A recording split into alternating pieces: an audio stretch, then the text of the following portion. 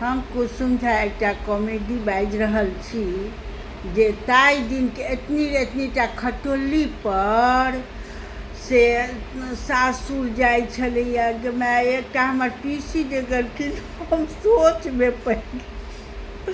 सोचमे पड़ि गेलहुँ जे हमरो एहि खटोली जाय पड़त तऽ हमरा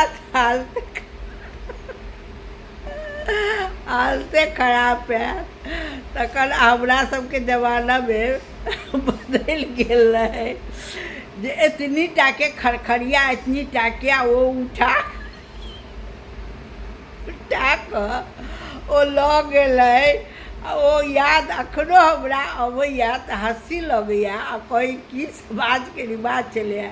ओ खरखरिया लऽ कऽ अबै और 4 गोटा उम्हरसँ 4 गोटा उम्हरसँ ओ कनैया आ ओहिपर बैसा देलक आ कनियाँके उठा कऽ लऽ गेल। तऽ एखनो याद अबैया तऽ हमरा ओ बात हँसी लगैया। तऽ ई बात कहबै जे किया कहलहुँ हेँ तऽ हम कहलहुँ हेँ एहि बेर हम जे गेल छलहुँ हेँ गुजरातमे तऽ बसमे महफा जेना छलैया। हमरा ध्यान आबि गेल जे महफा पर नहि चढ़लहुँ, ई महफा पर जरूर चढ़लहुँ हेँ। महफे जेना ओहार तोहार लागल आ बसमे ओ बनायल छै महफे जेना। तऽ हम कहलियै कि एकर हम वीडियो जरूर बनायब जे महफा पर नहि चढ़लहुँ। हमरा जमानामे महफा सब खतम भऽ गेलै आ हम हैरानो रही। ई बात लऽ कऽ हम बड्ड हैरान रही।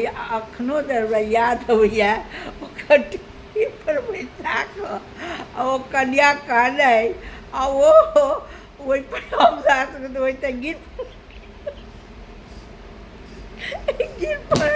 पड़ब सएह होइते। केना रहै छै प्रथा देखिए तऽ हमरा तखने अथी हुए। लेकिन ओ प्रथा तऽ हमरा सब टाइममे भऽ गेलै। जीप आबि गेलै, जीप पर हमसब गेल रही।